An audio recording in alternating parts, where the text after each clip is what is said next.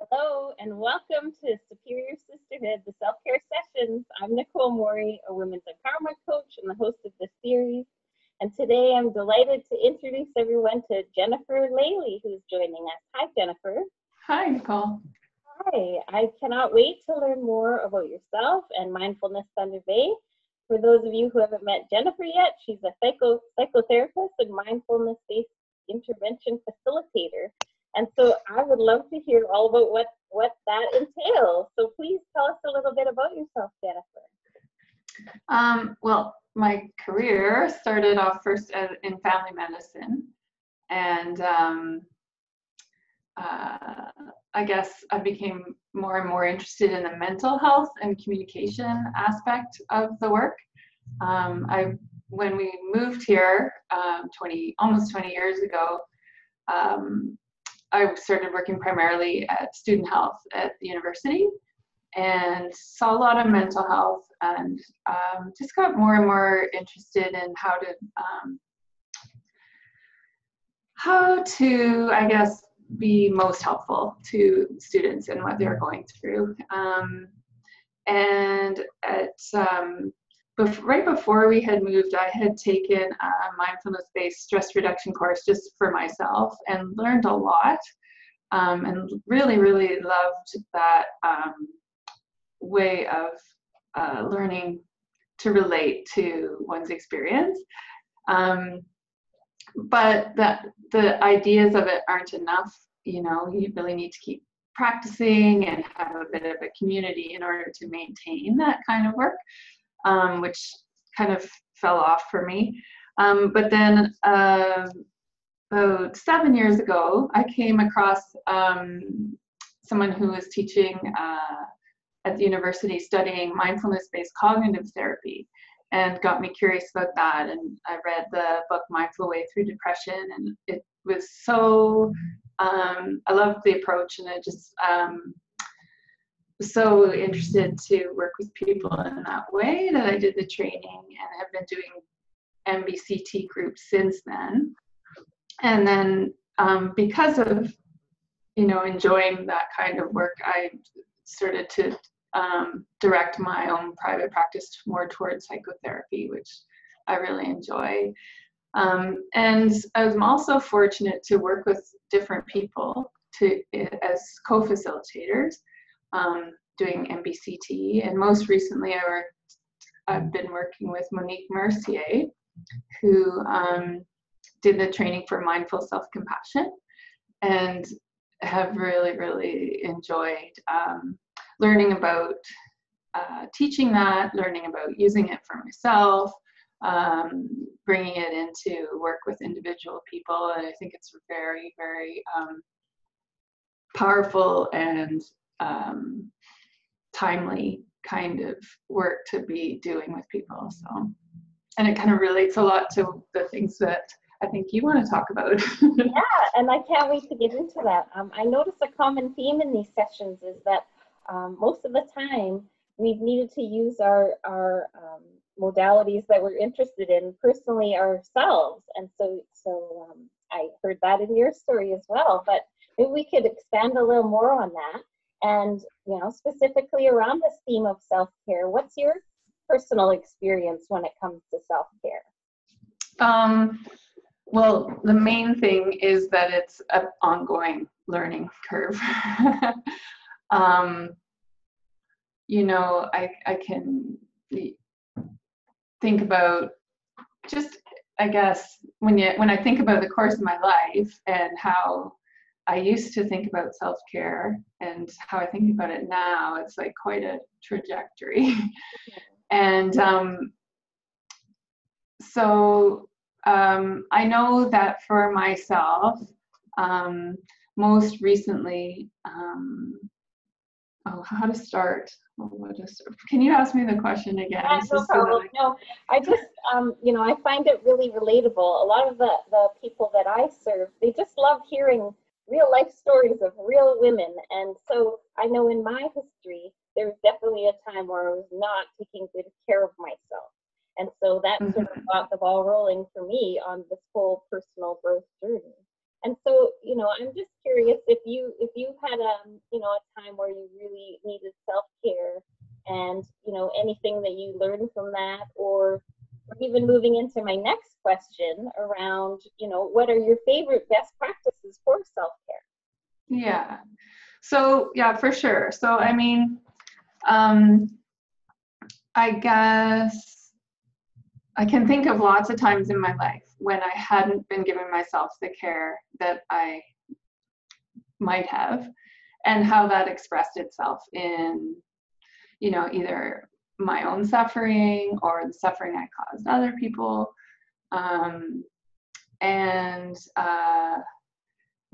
Like for me, that began that self-care, and I mean self-care versus self-improvement, because that's often a point of confusion. Self-care began with learning how to sit down and just be with one's experience as it is, and to learn to accept whatever that looks like. And then more recently, that's looked like actually learning how to bring compassion to that experience. And I mean, when I think of times I haven't done that, well, like I said, suffering for myself and others, and I'm starting more and more to recognize the kind of automatic tendencies, the reactivity that I get into when I'm not doing that. Mostly getting a lot in my head, like trying to sort everything out up here and being disconnected from my heart and my body. And I mean, that takes time, and we're busy when we are busy and we're sort of caught up in caring for other people, it can so easily get neglected. So sure. And so that's part of the spirit of this series, is to help those of us who are caught up in the busyness of every day. So I would love to hear if you have some, like almost like the quick fix, the immediate practices that you find really help women that you work with to, come back to that self-care and self-compassion. Mm-hmm. Well, I think, first of all, just paying attention to how we're talking to ourselves, how we're prioritizing what matters in life. Does our experience moment to moment even factor into our way of assessing things? Do we recognize when we're suffering, and can we begin to? I think for a huge thing, I talked before about self-improvement versus self-compassion. And I think it's hard to discern the difference between the two if we're not actually listening to how we talk to ourselves. So recognizing that inner critic, and when it's telling us we're not good enough, when we need to try harder, when we need to work on something, as opposed to what do I need right now? Or this is really tough. What do I need, right? Or when we start to go down those pathways of, well, no one else struggles this way, when we start to isolate ourselves in our own private shame, how do we come back to feeling connected and feeling some kindness toward our experience? And there are two ways. One is more of a mindfulness tool, and one's more of a self-compassion tool that I like to use. And the mindfulness tool is called a 3-minute breathing space. And for the first minute or so, we kind of check in, what's happening in my thoughts right now? And then we ask, what's happening in my body right now? What are the sensations that are here? And then what emotions are here? And then once we have a sense of what's happening with ourselves, then gathering our attention and just bringing it right into feeling the sensations of the breath. And really grounding our attention in the breath. And then the third minute, we can start to expand our awareness and sort of try to take a wider view again, expansive sense of what our experience is in that moment. So it's sort of like taking it's one way of kind of addressing the reactivity. And then the self-compassion break is sort of waking up to the fact, oh, I think this is suffering. This moment is suffering. Even if it's minor, it's suffering. You know, I think for a lot of us, especially when we're caregivers and prioritizing other people, unless it's a 10 out of 10 on our scale of suffering, we think it doesn't count. But even play with, you know, the irritation of getting a red light when you didn't want one. Oh, can you just allow that that's uncomfortable, that's difficult, and then recognizing, wow, here we all are, all as humans, dealing with all these little things that are hard each moment, so that we're in this together. Like, that's actually become something we connect through, as opposed to feeling isolation around. And then, what do I need, right? What do I need? Oh, do I need to just put a hand on my heart and take a few breaths? Do I need to distract myself? Do I need to remind myself of the things I appreciate about myself? Whatever. Like, that's a whole lot of I guess work, in a way, is to learning what we need and how to respond to that in a way that's cares for ourselves. You know.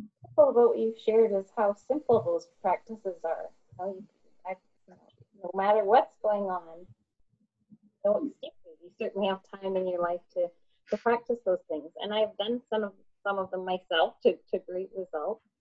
And I really love your question about asking daily, what do I need? You know, I'm personally still not great at asking that question of myself, but it's, you know, it's such a powerful question to make such a powerful shift in your day. Absolutely, yeah. So there is something you said, right? So they're simple practices, but we're usually caught up that it's hard to remember.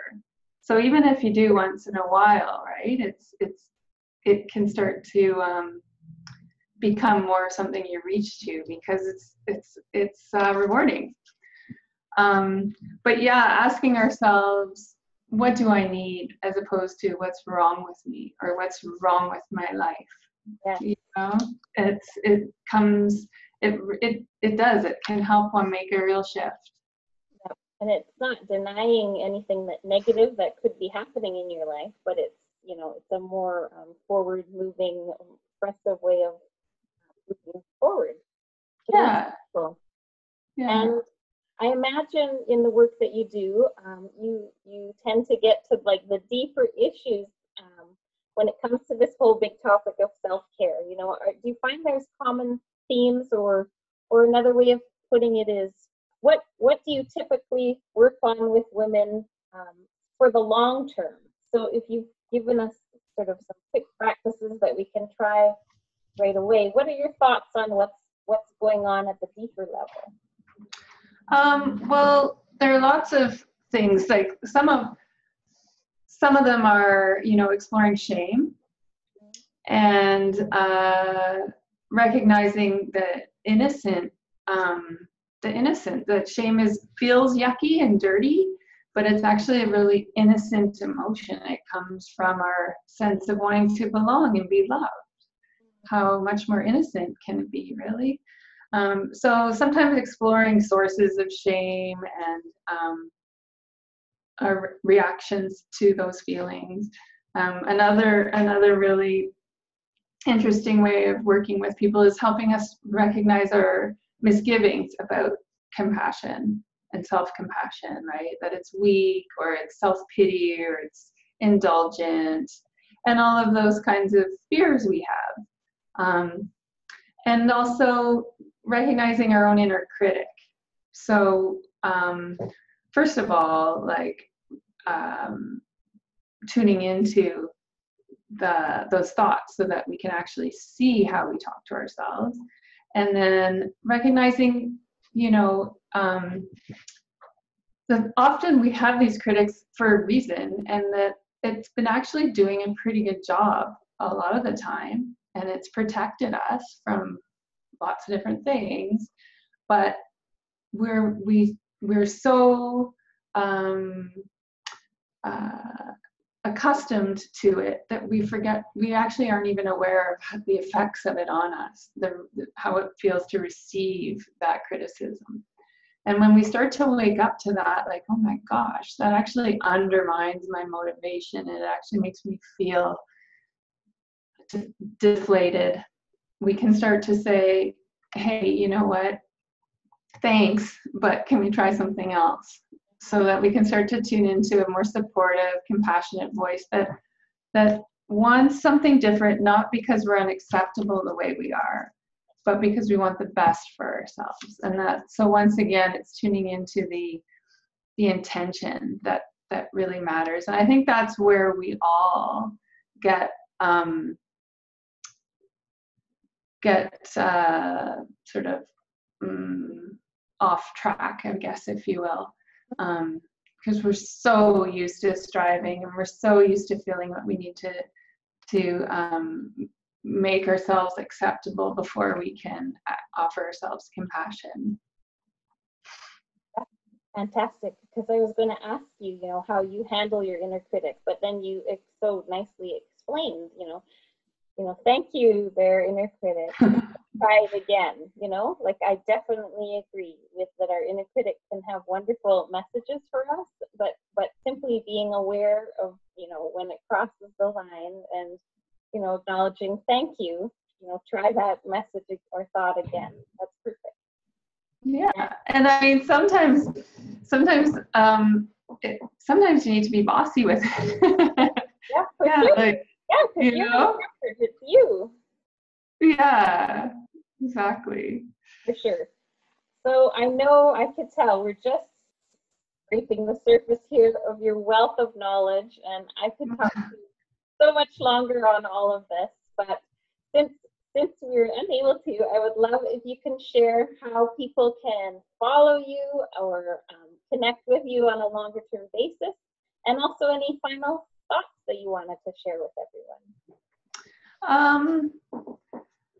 Well, okay, so to get in touch with me, I have a website called mindfulness-thunderbay.ca, and that will be running MBCT courses again in the fall, and hopefully, unfortunately, Monique Mercier is moving, but I would like to do the training myself and be able to offer mindful self-compassion down the road, and that information will get posted on the website once we establish dates and things. There's also a Facebook page. I don't use Facebook a lot, so I don't even know. Like, if you search Mindfulness Thunder Bay, I'm sure you'd find it. You can call our office, 623-3929. And yeah, so that, and then for individual work, like for psychotherapy, I do have a wait list, but usually a referral from a primary care provider is required, but that's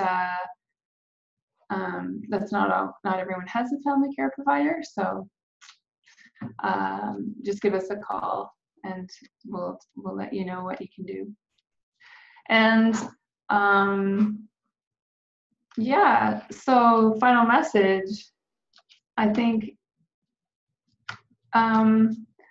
wouldn't it be lovely if we could all just wake up more often to the gifts that are surrounding us, even if we have really, life feels unfair, life feels challenging, if we can take the opportunity to enjoy even little moments, subtle things throughout the day, very simple things, it can